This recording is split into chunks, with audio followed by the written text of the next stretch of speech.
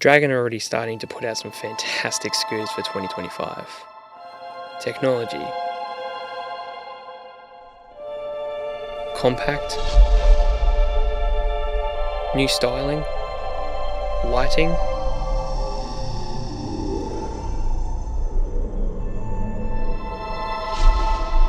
so with all that being said, let's check out the all-new Dragon Eagle.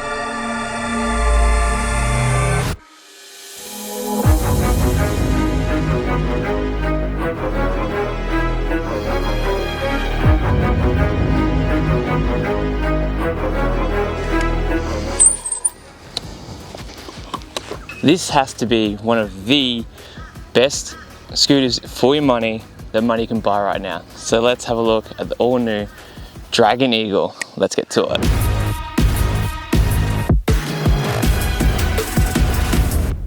So you're probably wondering, why is Dragon bringing out another scooter that's already got heaps of lineup? Well, it's actually for you guys that do listen. So this here is a very affordable scooter in still dual motor. So we have a dual motor scooter here. Now, the cool thing is this is a comfortable scooter. So as you would have seen, the suspension is super cushy on this scooter, and is one of actually for its class and price range, this is actually really good. And yeah, it can actually almost, some higher end scooters can almost learn from this scooter. So that's to say the least. So let's crack down and let's see some features about this scooter. One of those features are obviously it is a foldable, so it is easy and compact to fold into any car, which is always a big plus. Another thing too is we now have a telescopical.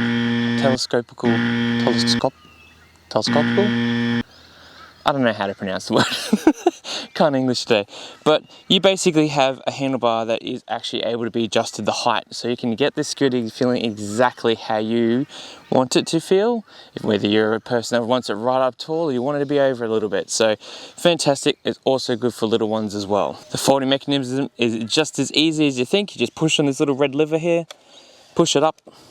It clicks into place, and you simply just put the little red tab exactly where it is, so then that way it doesn't pop out just accidentally while you're riding. But of course, before we get into too much of these specs and features, let's go the traditional DC unplug way. We'll work our way out from the bars and work our way straight through the scooter. When we get to the deck, we'll tell you a bit more about the specs and stuff of the scooter, which is pretty respectable and impressive nonetheless for this scooter.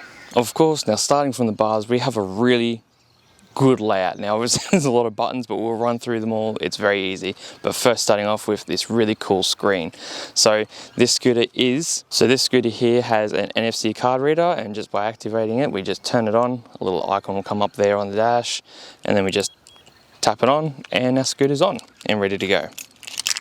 Now with that really nice display, we'll get more into that, but we'll start from the right hand side. So first of all, I really want to point this out. We actually have bar grips that are actually double locked.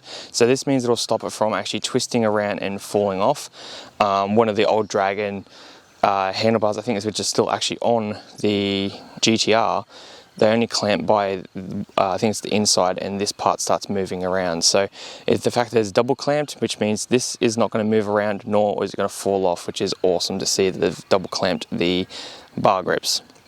We've got cable brakes, front and rear, both discs, 140mm, which is fantastic.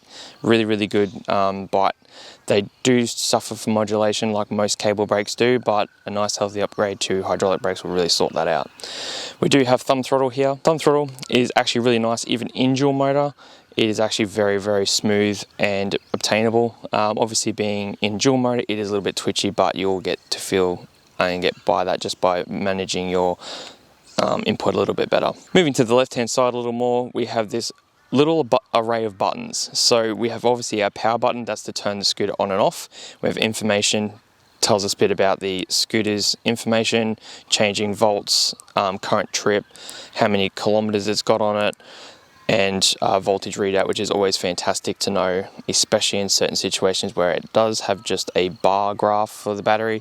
Once you figure out that when it's fully charged, it's 54.6 volts, and then when it's empty it's like nearly 40 volts. So to be able to switch through that and actually figure out that it's almost dead, Yeah, that's really, really good. So I think it's 41.5 volt is shut off for this. So we've also got up and down, which we can see here. The cool thing about this one is you can actually have the settings wound all the way up. So when you go into the settings, you can actually change this to have nine gears, 6 gears, or just the traditional 3 gears. I like the 9 gears because you can really individually, we can't individually change them, but the increments is a lot smaller to go up in the total speed. So this can help out with navigating in high foot traffic areas, helping you actually change your speed and keep that below 10 kilometers an hour or whatever you desire. So I actually really liked that, and I activated 9, which is all in the manual as well. So we've also got a designated cruise control button here. So when you click it, the little cruise control icon will come up. And if you're cruising along and you hold the throttle at a certain pitch for a long period of time, it'll then blink and let you know that you're now in cruise control, and it'll just hold that speed, whatever that speed might be. And if you don't want it on anymore, you just simply click the button and the cruise control turns off. Moving on from the little switch gear and buttons, we have foldable bars. So you just pull it and it folds down. This is to help with really tight areas or somewhere tight, like in a car, or if you have mini scooters, you can tightly compact this into a car or a living space where you want to hold it. The screen here shows a lot of really cool information. Like I said just before, running through the programs, it tells you trip, OD, voltage readout. Where it says here is you've got the kilometers. You also have like this little bar graph that runs up, which I'm pretty sure I can show you guys right now. And it just shows you that the speed you're going, as well as how fast it is up on the side there. So pretty cool little touch. Moving further to the left, we've also got the other side folding bars, but we've also got lights. So we've got a light switch. It also light illuminates, letting you know that your lights are on, just in case you didn't. The cool part about this as well is it also has one for your indicators, so it does light up green, and you can have both running at the same time for your indicators. And underneath that, we have our horn button. Pretty loud and respectable for what it is. Here is your dual motor button. Now the cool thing about this is when you click it, it illuminates blue to let you know that both motors are currently on. It's a good visual aid. Instead of feeling to see if the button's pressed down, you can quickly just at a quick glance see that it's illuminated blue and know that you're in dual without any nasty surprises of jumping on the gas and the thing takes off without you. Moving further down, we've got more of that lovely cable management on both sides. Looks really nice. This is for the brakes obviously, and this is all for the communication wires up top. We've got that awesome folding mechanism. This is actually very common, very simple one to actually use as well. So it's as simple as just moving this out of the way and then just grabbing this metal bar, pulling it towards the back of the scooter, and the scooter will then collapse down and then lock into place as well. So you can actually lift the scooter up. Speaking of that, the scooter is around about 26 kilos to 27 kilos. And you just lock that back into place. Being that it's actually a dual motor scooter, this is actually pretty light and very easy to move around. Moving further down the scooter, we have this really nice rubber lined deck. Now it's easy to wipe and get all this schmutz off that I've happily put on there, but it's very easy. You just grab yourself a wet damp cloth, wipe it down being rubber, and it comes up pretty much brand new. You can get a vacuum onto this bit here and it'll get all these little nasty bits out, unlike normal traditional grip tape. Further back here, we've got this little kickstand here. This is metal, so you can actually put your foot on there and rest it to help you brace yourself when it is in dual motor and you're going up an incline, so you can just brace yourself with your feet on the back like that. Another part too is we have awesome 140mm disc brakes, cable driven of course like mentioned before, and C-styled front suspension catered with a really lovely set of spring suspension, which is actually really nice.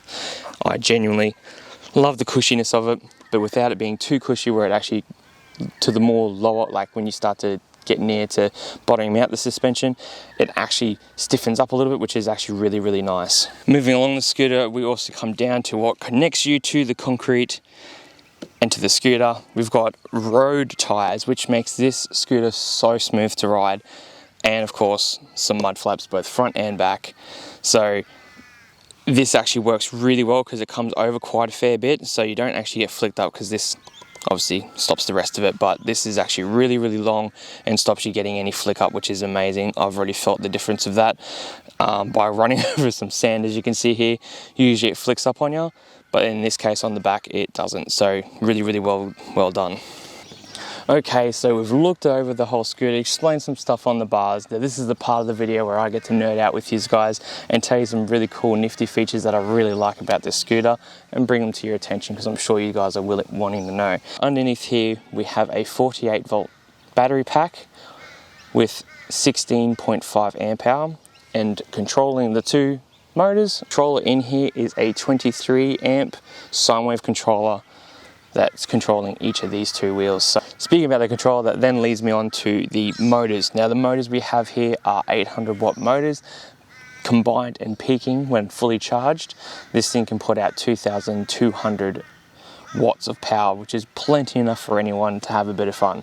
As well as that is, I noticed on this scooter as well, which is really convenient for people that want to change tires or have a couple of tire problems.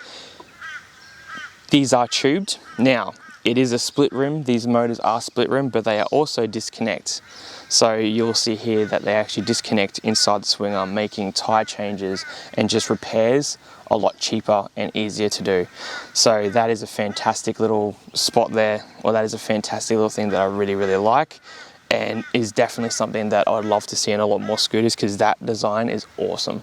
I first seen that design on the Makuta 10 Plus that I reviewed a while ago, and it's great to see it trickling down into some other lower range scooters as well. So we'll first start off with one of the ones that I think this is the first for me seeing this, but right at the front here, on both sides, left and right, for the train spotters that were watching on the other part of the video, they would have noticed that there is actually little plastic shield, and it's actually pretty solid plastic shields for the cables running into the scooter and out of the scooter, so then that way if you ever do become a gutser, it's actually protected. Along with that is the cables that go to the controllers and come up from the bars are actually inside of the scooter rather than coming to the front. So the only thing you're really going to damage is your motor cable on the left hand side and maybe a brake cable on this side, being that it's not in the path directly to the impact zones, and on top of that it's already shielded anyway. It's got a mad little shield on the front of it. I thought that was pretty cool. Another thing too, you guys would have noticed there's no charge ports on the side of the scooter or anything like that. Another really cool one is that it is actually just over here. It uses the new Dragon plug, which is awesome to see, and it is well out of the way from getting any damage at all, which is fantastic to see. The smaller plug also creates a nice little snug fit and out of the way of anything that might be dangerous to it. But overall, this is a really, really fantastic scooter, and it's great to see these premium cable management both up to top and below. It just makes this scooter have a lot more class and have a more premium feel and look about it. Everything else with the rubber deck, just the feel of the scooter's actual, like the quality of the scooter as a whole is just a really top-notch quality scooter. The fact that it has all these cable management, there's just a lot of bits and pieces. Now, there is a downside to this. It's not all sunshine, lollipops and rainbows. There are some drawbacks to this scooter, and I will then iterate on that as well. So, one, for me, if you are going to use this as an off-road scooter, I would definitely recommend not to. This is strictly probably for me personally. I would only use this as a concrete scooter like we have on paths and stuff like that, and maybe rolling over some grass, just simply because of the fitted road tires and just the fact that it doesn't really have that much ground clearance. Along with that is the suspension's a little too soft, and there are obviously this adjustable scope here are a little bit less desirable to have in an off-road scenario, because you want the less moving parts the better. So stuff like your Cyclone, the Dragon Cyclone, Predator have a solid stem. That is because it's meant to be, hung off and it won't snap and stuff like that or bend. So this is strictly a road scooter only, but for what it is fantastic. Another one too that I don't really like is the scooter feels a little bit too narrow for me. It's not a bad thing, it's definitely not. It just feels a little bit cramped when you stand on it, so like that. It's not too bad though, I don't mind it. It's just me really nitty picking this scooter, so then you guys know exactly what you're in for. But yeah, that's pretty much it for the cons. Most of it's positive anyway, guys. If you're just after a scooter to get you to and from with a little bit of power, especially if you're living in the city with lots of hills and stuff like that, this is absolutely perfect and ideal for any of you guys out there, or even just a first time, really high quality scooter. Maybe you have bad knees or something like that and we want a really comfortable scooter, this is the one for you. This is actually really, really nice and super comfortable on the roads. And actually, I really don't mind it at all. It's actually really nice. It feels a lot like my Hurricane, and my Hurricane's been pretty dialed in now, and the suspension on that is amazing, and this is just as good as the suspension on the Hurricane.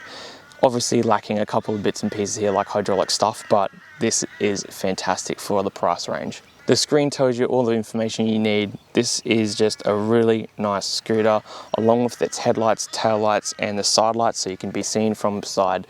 This is just an all-round perfect package, and definitely something you should definitely look into. But that is all for this video, guys. If you liked the video and this helped you decide and have a look into the Dragon Eagle, definitely think about liking and subscribing. Yes, I'm one of those YouTubers that are going to ask you every single time, only because some of you haven't, and it means the world to me, and I'm sure you guys have been, the people that have been following, thank you so much for subscribing and checking out the channel. So, enough of that. I'm going to get on the scooter and go for a ride. See you all in the next video.